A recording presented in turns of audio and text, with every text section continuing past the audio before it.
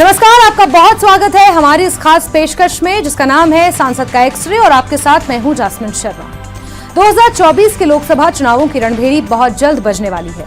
वो दिन अब दूर नहीं जब तमाम नेता जनता के सामने हाथ जोड़कर अपने लिए समर्थन मांगते नजर आने लगेंगे। ऐसे में 2019 में हुए लोकसभा चुनावों में जनता से किए दावों और वादों पर नेताजी कितना खरा उतर पाए हैं, इसे परखने का वक्त भी करीब है। इसीलिए न्यूज 18 लाया है ये खास पेशकश जिसमें हम जनता से भी जानेंगे कि वो अपने सांसद के कामों से कितने खुश हैं और खुद सांसद से भी जानेंगे कि उन्होंने जनता से जो वादे किए थे उन्हें पूरा करने में वो कितने सफल हुए हैं। तो चलिए शुरू करते हैं हमारी ये खास पेशकश, सांसद का एक्सरे। हमारे देश की संसद वो पंचायत है जिसे हमारे देश की जनता की आकांक्षाएं और इच्छाएं जुड़ी हुई हैं और इन उम्मीदों को पूरा करते हैं हमारे सांसद। आज हम बात करेंगे एक ऐसे ही सांसद के बारे में जो जम्मू कश्मीर के अनंतनाग लोकसभा निर्वाचन क्षेत्र का प्रतिनिधित्व कर रहे हैं। जी हाँ, हम बात कर रहे हैं अनंतनाग के सांसद हसनैन मसूदी के बारे में।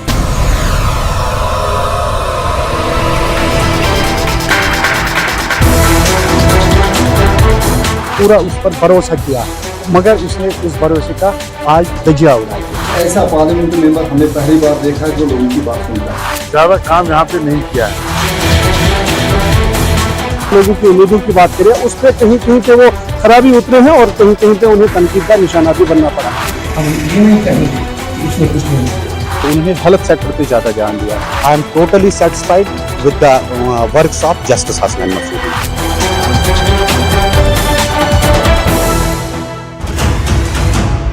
सबसे पहले एक नजर डालते हैं जम्मू कश्मीर के अनंतनाग से सांसद हसनैन मसूदी के राजनीतिक सफर पर। हसनैन मसूदी ने अमेरिका के हार्वर्ड लॉ स्कूल से LLM की पढ़ाई की और पेशे से एक वकील भी है। 2007 से 2009 तक प्रिंसिपल डिस्ट्रिक्ट जज का पदभार संभाला। Jammu Kashmir state juvenile justice board के चेयरमैन का दायित्व संभाला। 2009 से 2016 तक सांसद हसनैन मसूदी जम्मू कश्मीर हाई कोर्ट के न्यायाधीश भी रह चुके हैं। 2019 में जनता की सेवा के मकसद से राजनीति में पहला कदम रखा। नेशनल कॉन्फ्रेंस ने टिकट देकर हसनैन मसूदी को मैदान में उतारा। 2019 में पहली बार अनंतनाग से 17वीं लोकसभा के लिए चुने गए। लाइब्रेरी एवं आवास और शहरी विकास संबंधी संसदीय समिति के सदस्य रहे। संस्कृति एवं पर्यटन मंत्रालय की सलाहकार समिति के सदस्य भी रहे। 2019 लोकसभा चुनाव में सांसद हसनैन मसूदी को प्रदेश कांग्रेस अध्यक्ष गुलाम अहमद मीर से कड़ी चुनौती मिली।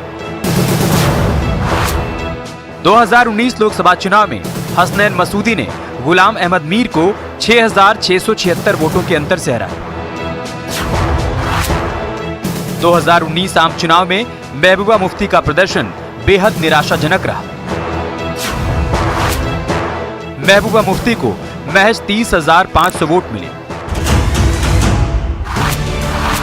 2019 लोकसभा चुनाव में मसूदी अपनी पहली चुनावी लड़ाई लड़ रहे थे। इस सियासी जंग में उन्हें 40,180 वोट मिले, जबकि PDP अध्यक्ष महबूबा मुफ्ती को 30,524 वोट और कांग्रेस के तत्कालीन प्रदेश अध्यक्ष गुलाम अहमद मीर को 33,504 वोट मिले। जम्मू कश्मीर की राजनीति में अनंतनाग को राजनीतिक रूप से संवेदनशील सीटों में से एक माना जाता है। स्प्रिंग्स की भूमि के रूप में अपनी पहचान रखने वाले अनंतनाग का एक समृद्ध सांस्कृतिक और राजनीतिक इतिहास है। आइए अब एक नजर डालते हैं अनंतनाग संसदीय क्षेत्र पर। 3,574 वर्ग किलोमीटर में फैला है अनंतनाग जिला। जम्मू कश्मीर की अनंतनाग सीट 1967 में अस्तित्व में आई। 1967 में कांग्रेस के मोहम्मद शफी कुरैशी यहां से 4 बार सांसद बने। अनंतनाग संसदीय क्षेत्र में कुल 2,278 मतदान केंद्र स्थापित किए गए। अनंतनाग जिले की कुल साक्षरता दर 62.69% है। मुफ्ती मोहम्मद सईद और महबूबा मुफ्ती यहीं से निर्वाचित होकर जम्मू कश्मीर की मुख्यमंत्री की कुर्सी पर काबिज हो चुके हैं। अनंतनाग के सांसद हसनैन मसूदी ये मानते हैं कि वो जनता की सेवा के लिए राजनीति में आए, लेकिन अपने सांसद के कार्यकाल के दौरान क्या हसनैन मसूदी अनंतनाग की जनता की कसौटी पर खरे उतर पाए हैं? आइए अनंतनाग की जनता से ही जान लेते हैं। चाहे रोड के वजह से, चाहे पानी का मसला है, चाहे किसी जगह पर पीएचई का मसला है, वो पार्लियामेंट मेंबर एक है, उसको देखना चाहिए कहाँ हमने वोट दिया, लोगों ने वोट दिया उसको। अभी तक उन्होंने खासकर डिस्ट्रिक्ट अनंतनाग में उधर 10 रुपये का काम नहीं हमें 2-3 साल हो गए, अभी तक हमें नहीं देखा। अनंतनाग वो नहीं आया था, मेन अनंतनाग वो एक जज था, इसीलिए हमने उसको वोट दिया था।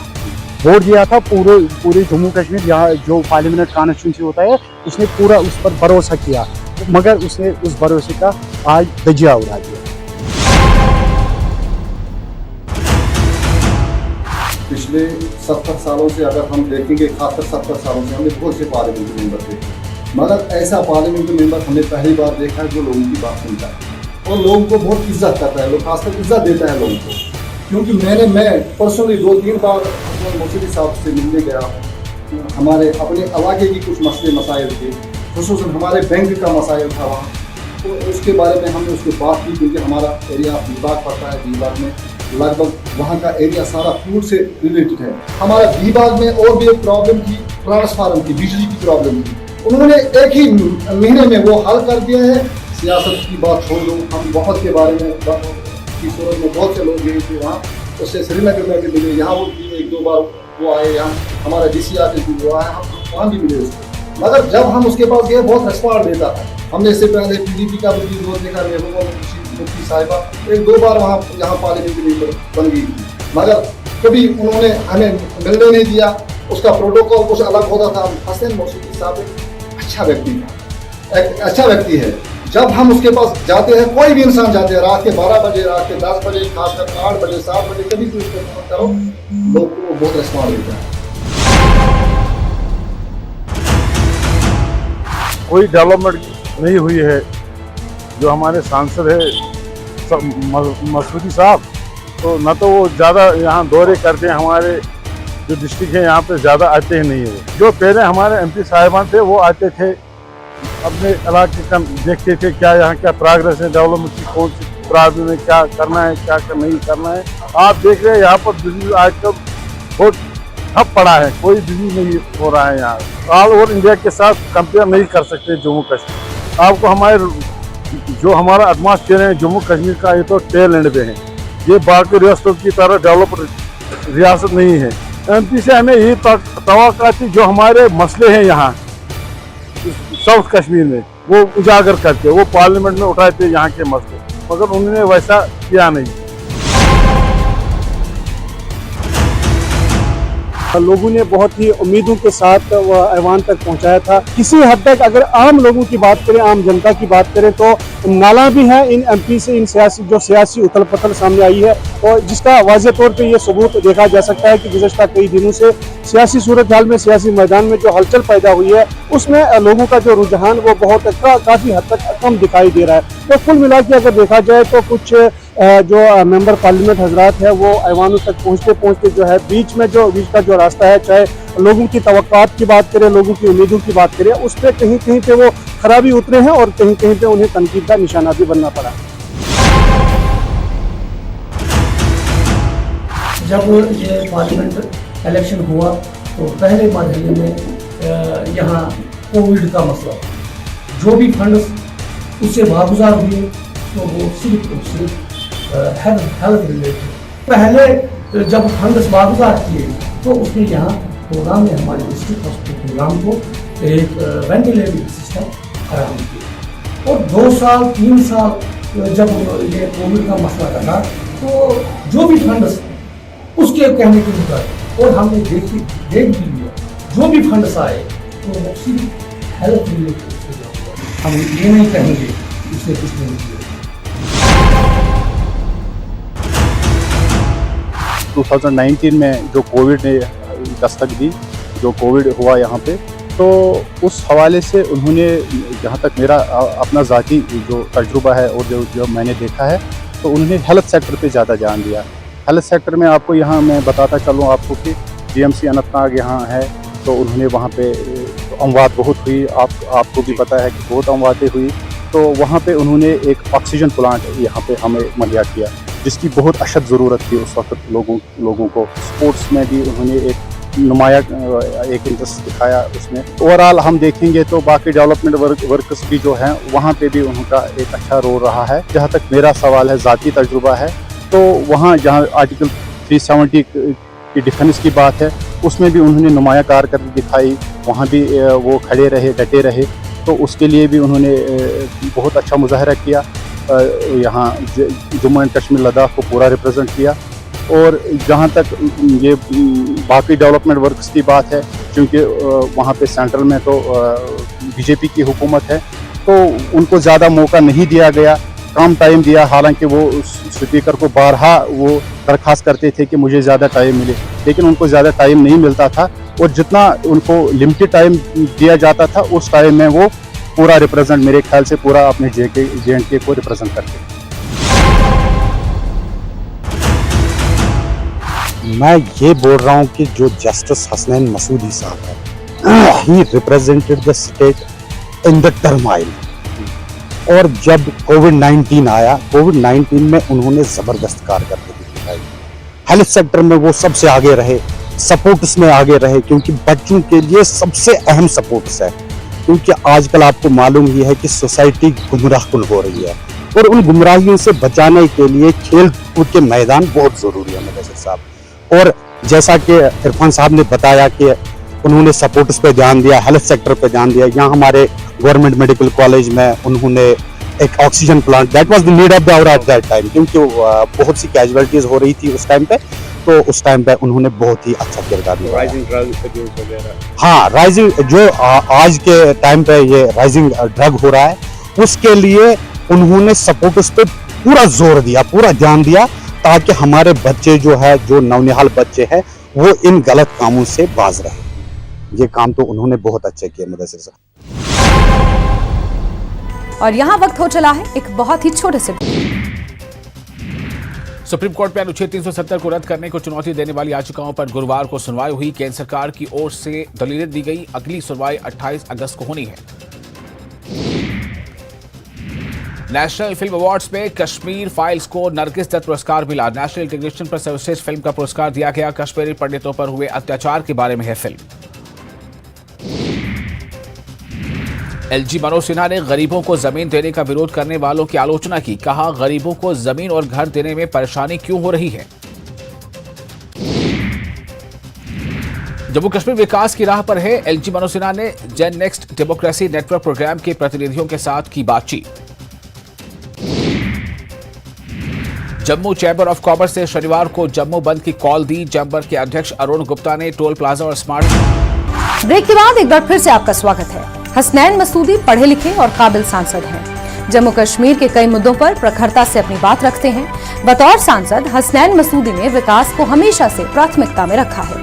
उनका मानना है कि उन्होंने अपने कार्यकाल के दौरान इको टूरिज्म पर जोर दिया, साथ ही साथ अपने क्षेत्र में कनेक्टिविटी को बेहतर बनाने पर भी काम किया, साथ ही साथ स्वास्थ्य सेवाओं पर भी खासा फोकस रखा। आइए सांसद हसनैन मसूदी से ही जानते हैं कि अपनी प्राथमिकता में रखे गए इन सभी कामों को जनता तक पहुंचाने में उन्होंने क्या कुछ कदम उठाए हैं।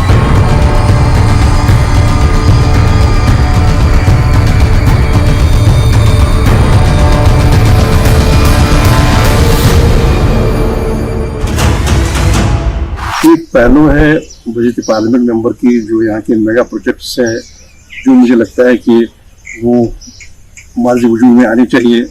उससे यहाँ पर जो लार्ज स्केल पर फलाह बहबूद होगी, तो उस पर मेरा फोकस है। जो यहाँ की कापरन और दिशा रोड, जो मैं चाहता हूँ कि डेवलप हो एक नेशनल हाईवे की तौर पर, और जो अब हमारे पास मसाइल है नेशनल हाईवे 1A को लेकर, तो उस पर मेरा फोकस है।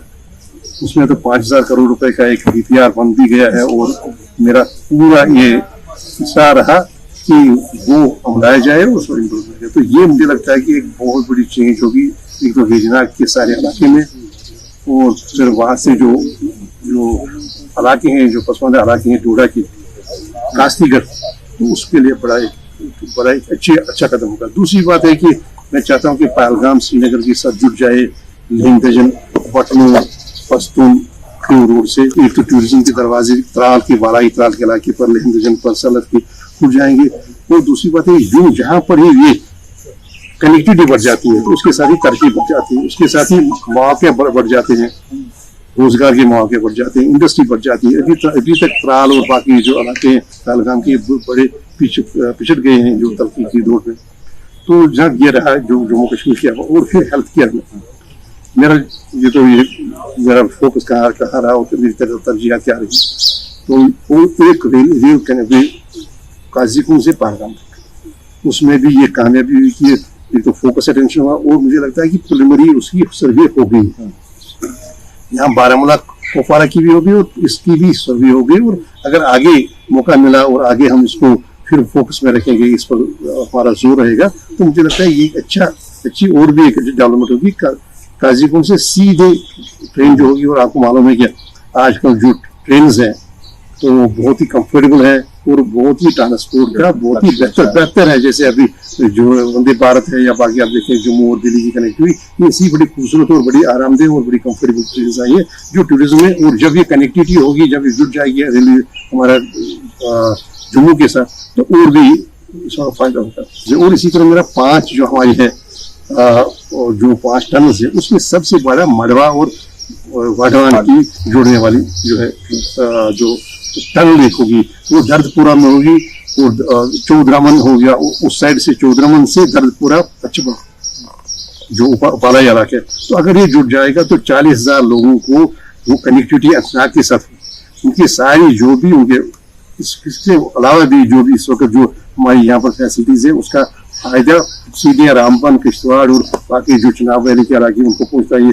हमारा कॉलेज हो या हमारा हेल्थ केयर सिस्टम हो हर का 20वीं सदी में हमारे मुल्क का एक हिस्सा है जहाँ पर बिजली नहीं है 40,000 लोगों के लिए कोई कनेक्टिविटी नहीं है। तो जनाब ये फिर बाकी है जो नाका है क्योंकि हमारा नहीं है।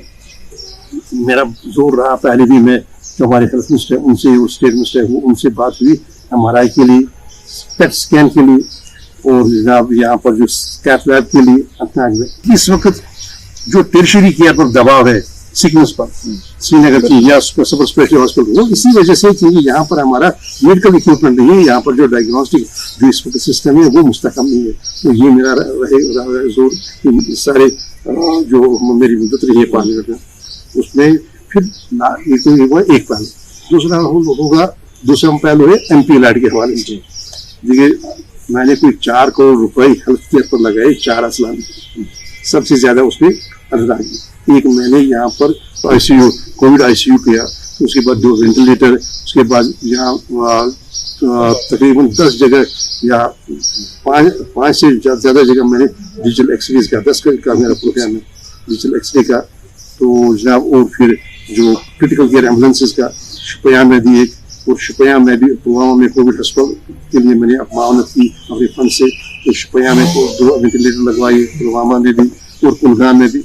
तो मेरा फोकस पहला रहा, पहली तरजीह रही MP लैड के हवाले से हेल्थ केयर, और ये हेल्थ केयर मैंने मुस्तकम किया और आई एम सेटिस्फाइड इसमें किया। और भी प्रोग्राम है जैसे देखिए मेटर्निटी हॉस्पिटल जो है ICU है विजयवाड़ा है, उसके लिए मैं कमिटेड हूँ।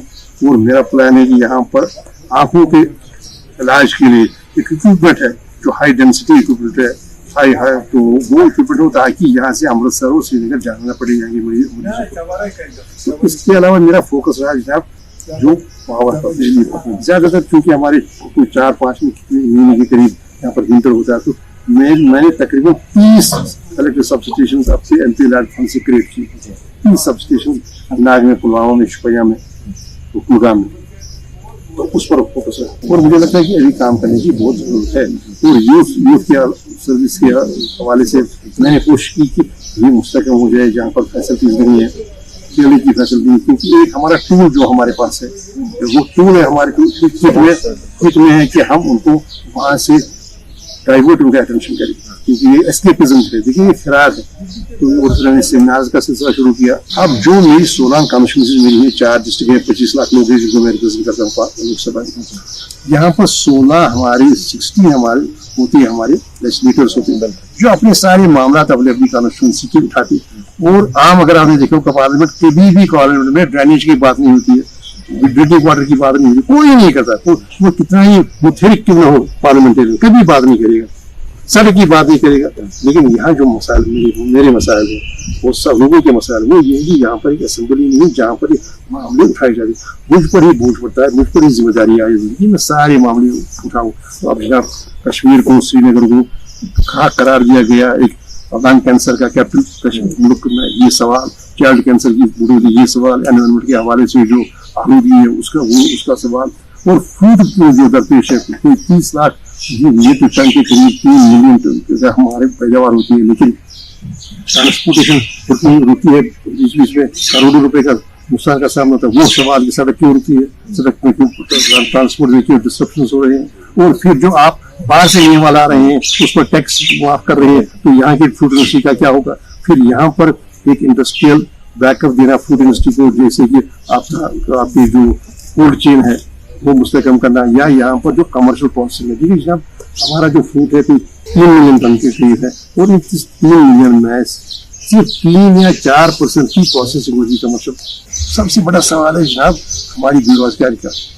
मैंने कई बार या तो मिनिस्टर साहिबान से मिलती या तो मिनिस्टर साहिबान से मिले बगैर पार्लियामेंट में कई बार आपने देखा कि मैंने 61,000 daily wagers, casual workers, need based workers की बात की, या जो हॉस्पिटल डेवलपमेंट फंड में है या कॉलेज डेवलपमेंट फंड में है या हमारे होम गार्ड में है, तो जितने हमारे पास वक्त की वसाइल थी, जो टाइम रिसोर्स हमारे थे पार्लियामेंट में, ऐसा नहीं है, निजाम नहीं है कि जो शख्स जितना देर चाहिए वो बोल सकता है, वहाँ पर टाइम अलॉट होता है। जैसे 545 मेंबर है, अगर कोई 545 मिनट के लिए है तो उसका मतलब है एक मेंबर को 1 मिनट मिलेगा। अगर आप पूरा देखेंगे, पूरा जो भी रहा, हमेशा मुझे रोजावल ही मैंने उनको कहा कि आपने जो लॉर्ड माउंटबेटन ने जो खत लिखा था उसमें उसने वादे किया था यहाँ जो रेफरेंडम का, और जो 370 एक पास खास मजहब आ गया, और ये टेम्पोररी नहीं है। जब ये सुप्रीम कोर्ट ने SBI केस में कहा तो ये पूरे दलाल हुए।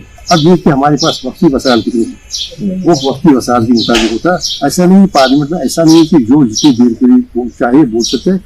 हमारे मैंने जैसे आपको कहा कि जो भी बहस होगी 12 घंटे की बहस होगी, 720 मिनट की बहस, उसको तकसीम करेंगे 545 से, आपका देखिए आपकी कितनी तादाद है वही आपको मिलेगी। और उसके बाद जो भी मौका है हम याद दहानी करते रहे कि आपके फैसले 5 अगस्त में नई मुल्क क्या इंटरेस्ट में थी, नहीं जम्मू कश्मीर की आवाम के इंटरेस्ट में थी। अब ये है, ये तवक्का है कि नहीं आप आधे घंटे 15 मिनट 20 मिनट तक बड़ी मुजल्सल कैसे, नहीं, ऐसी इजाजत नहीं। जो फर्ज था हमारा वो हमने पूरा किया, और हमने गैर मुल्क रखा। ये नहीं किसी हाउस में किसी ने कहा नहीं जी वहाँ तरक्की है, यहाँ मामला तरक्की का नहीं है, नहीं जी सब कुछ है, मामला है आईन के खिलाफ होने का, और वो हमने पूरी शिद्दत के साथ पूरी जोर के साथ ये बात है। तो मुफ्ती साहब, जाहिर सी बात है कि कुछ लोग जो है आपकी कारकर्दगी से खुश है, नुमाया तौर पर उनको लग रहा है कि भी कुछ डेवलपमेंट हुई है उनके इलाकों में, लेकिन ऐसे भी लोग हैं जो कहते हैं कि हमने MP को देखा नहीं, हम नहीं जानते कि हमारा MP कौन। अगर आपको याद होगा जिसमें कोविड में या कोविड से पहले, खासकर कोविड में हर एक हेल्थ केयर फैसिलिटी का मुआयना किया, वो कापरन हो, वो कमर हो, वो लार्नो हो, PSC लार्नो हो, वो सीर हो, वो कैशुकाम हो, जेशपुरा हो, मटन हो, हर जगह मैं ही तो ज्यादा विजिबल हूँ, मैं ही तो हर जगह लोगों के साथ हूँ, और मुझे नहीं लगता कि कहीं पर कोई ऐसा होगा, कोई कुछ एतराफ है नहीं जिसने जो इतना एक्टिव रहा हो। हत्ता कि मैं यहाँ के IAS टॉपर है, मैं उनको मिलने के लिए उनके गांव में चला गया, मुबारक देने के लिए। मैंने कहा कि ये इंस्पिरेशन है बाकी सारे लोगों के लिए, नौजवानों के लिए जो इलाके नॉर्मली जाते नहीं थे, वो तो मैंने विजिट किए, मैं तो हर जगह में गया हूँ। वो शांकस हो, अभी हो, मटन हो, सीर हो, अभी सिटी सिंहपुरा हो, वो कौन सी जगह है मुझे लगा जो जहाँ मैं गया नहीं हूँ, और जहाँ मैंने बिल्कुल मुफस्सल जहाँ दौरा नहीं किया, वहाँ से इनपुट चक मांगना हो, काजीगुंड हॉस्पिटल हो, जहाँ पे मैंने आज मेरा तीसरा दौरा था, यहाँ का जो तीसरा चौथा था जो हमारा डिस्ट्रिक्ट हॉस्पिटल है। तो मुफ्ती साहब, आप सिटिंग MP है, तो आने वाले चुनाव में अगर आपको मैंडेट दिया जाता है तो किस एजेंडे के साथ आप मैदान में उतरेंगे? देखिए, जब एक पार्टी में आप शामिल हो जाते हैं तो आप पार्टी के एक सिपाही, जिस महाज पर भी आपको रखा जाएगा उस महाज पर आपको अपनी जिम्मेदारी अंजाम देनी है, और इंसाफ करना है अपने मनसब के साथ, अपनी जिम्मेदारियां निभानी है, तो अवाम के साथ इंसाफ करना है। तो मुझे लगता है कि आज की ये जो पिछले 4 साल है, 4.5 साल है, इन 4 साल में जो हमारी सरकार जिसकी आप निशानदेही की, उसके बगैर मुझे लगता है अलहमदुलिल्लाह मैं सेटिस्फाइड हूँ। तकरीबन हर एक से मुलाकात, हर जगह मुलाकात, एक्सेसिबिलिटी मेरी फोन पर एक्सेसिबिलिटी। दूसरा एक है शोभा जिसका मुझे एतराफ़ है और मुझे लगता है मैं नाइंसाफ़ी करूँगा अगर मैं वो बात न कहूँ, वो है हमारे कॉलेज, हमारे स्कूल और कॉलेज के साथ। देखिए मैं कॉलेज में हैरान रह गया, मैं कॉलेज गया था 5,000 तलबा हमारे डिस्ट्रिक्ट जो हमारा डिग्री कॉलेज है अंतनाग में, और कितनी खूबी से वो वहाँ के प्रिंसिपल साहब और वहाँ के जो भी उस्ताद वो कैसे अपनी जिम्मेदारी की। और आप देखिए आप हमारे जो अव्वल लोग आते हैं, पहली पोजीशन आती है, वो आमतौर पर टॉपर्स हमारे गवर्नमेंट स्कूल से होते हैं, इसका एतराफ़ करना चाहिए। और यहाँ भी ये भी मुझे दुख हुआ, मैं आपसे शेयर करूँगा। वो दुख ये हुआ कि हमारा एक हॉस्टल है डिग्री कॉलेज में, और वो डिग्री कॉलेज में हमारे स्टूडेंट है रामबन से, हमारे किश्तवाड़ से, हमारे डोडा से, उनके बजाय वो दिया गया है, वो सिक्योरिटी फोर्स ने लिया अपनी तहसील में हॉस्टल, और वहाँ पर रखा जाता है PRIs को। और जब भी किसी को कोई भी आपको कोई चैलेंज होगा कि नहीं जी आज कोई इनपुट से हमारे, तो उनको जाके वहाँ रख सकते हैं। वो भी हम कहेंगे प्रोटेक्टिव कस्टडी या क्या कहिए आप, मुकैद कहिए, वहाँ रखते हैं। और हॉस्टल की हाजत नहीं। तो फिर भी ये पूछना चाहेंगे कि जिस तरह से डिलिमिटेशन के बाद खदोखाल बदल गया कंस्टिट्यूएंसी का, तो क्या चैलेंजेस रहेंगे आपके सामने? पार्टी किस एजेंडे के साथ? पार्टी है जम्मू कश्मीर नेशनल कॉन्फ्रेंस एक तहरीक जो बार बार हम कहते आए, और ये इस तहरीक का अपना मंशूर रहा। देखिए जो नया कश्मीर जो ख्वाब देखा था बाबा को में, और लिखा हुआ है, वो तहरीर है, वो मंशूर है। ठीक है, हमने आवाम की खिदमत की। अब देखिए कौन सी यहाँ की फैसिलिटी है जो जम्मू कश्मीर नेशनल कॉन्फ्रेंस का जिसमें कुछ न कुछ कंट्रीब्यूशन रहा हो। सोशल जस्टिस की बात छोड़िए, पहले आप जो इंफ्रास्ट्रक्चर की बात छोड़िए, सोशल जस्टिस पर आ जाइए। छोटी बात नहीं जो हम बार बार कहते हैं, 34 लाख कनाल जमीन, 4.5 लाख एकड़ आपने जमीन मुंतकिल की लैंड टू टिलर प्रोग्राम के तहत काश्तकारों में। कहीं पर नहीं हुआ कि बगैर मुआवजे के 4.5 लाख एकड़ जमीन लैंड टू टिलर प्रोग्राम के थ्रू काश्तकारों को जो सच में सही में जो काश्त करते हैं। तो जनाब उसके बाद जो सूदखारी का मामला है वो, उसके बाद जो इंफ्रास्ट्रक्चर की बात आ जाएगी। कौन सी चीज़ है जो आज जो जिसका आप और निज़ाम इस्तेमाल कर रहा है, वो जो है जो बाबाइकों में या डॉक्टर साहब ने बनाई। आप कन्वेंशन सेंटर में जाइए, आपके प्रधानमंत्री है, आपके होम मिनिस्टर है, जो भी प्रोग्राम होते हैं वो वही होते हैं। मैं बार बार ये कहता हूँ, वो आप देखिए वो किसने बनाया था। आप जब आपने 5 अगस्त 2019 के बारे में फैसले किए थे, आपने ऐसा पेश किया कि जैसे हम स्टोन एज में रहते। ये देखिए वो फैसले किसने, और उसके पास ही जो इंटरनेशनल लेवल का एक वर्क फोर्स है, वहाँ आप देखिए अपने मेहमानों को, अपने मिनिस्टर साहिबान को, पार्लियामेंटेरियन को, बाकी सबको, तो वो किसने बनाया। तो जनाब बात ये है कि नेशनल कॉन्फ्रेंस यहाँ के लोगों के, आवाम के दर्दों के करीब, ये बिल्कुल करीब है। और हमें कोई चैलेंज नहीं कि वो डिलिमिटेशन करें, वो कोई और इलाका जोड़े, वहाँ भी हम हैं। हम इंशाअल्लाह रहमान हमारी वहाँ पर भी साथ है, और वहाँ पर भी हमारा सपोर्ट होगा, और यहाँ जहाँ पर भी होगा वो सपोर्ट होगा। और नेशनल कॉन्फ्रेंस आपको मालूम है कि हमारा सिर्फ एक नजरियाती इतिहास है। जहाँ पर अगर हमारा है वो तो एक नजरियाती या आइडियोलॉजिकल है कि जब इलेक्शन कल होगा तो हम खड़े रहेंगे सेकुलर फोर्सेस के साथ, उन फोर्सेस के साथ जो प्लूरलिज्म में यकीन करते हैं, भरोसा करते हैं, वो जो सोशल जस्टिस में यकीन करते हैं। ये हमारा नजरियाती इतिहास है। बाकी हमारा अपना है बलबूते पर, पार्टी के बलबूते पर हम हर एक जो भी इलेक्शन होगा या जो भी हमारे पास चैलेंज होंगे, वो इलेक्शन की सूरत में या कोई और चैलेंज हो, आप देखेंगे कामयाबी नेशनल कॉन्फ्रेंस के सभी रहेगी। तो आज की हमारी इस खास पेशकश में बस इतना ही। अगले हफ्ते फिर हाजिर होंगे एक और सांसद की एक्सरे रिपोर्ट के साथ, इसी जगह इसी समय। तब तक के लिए मुझे दीजिए इजाजत। नमस्कार।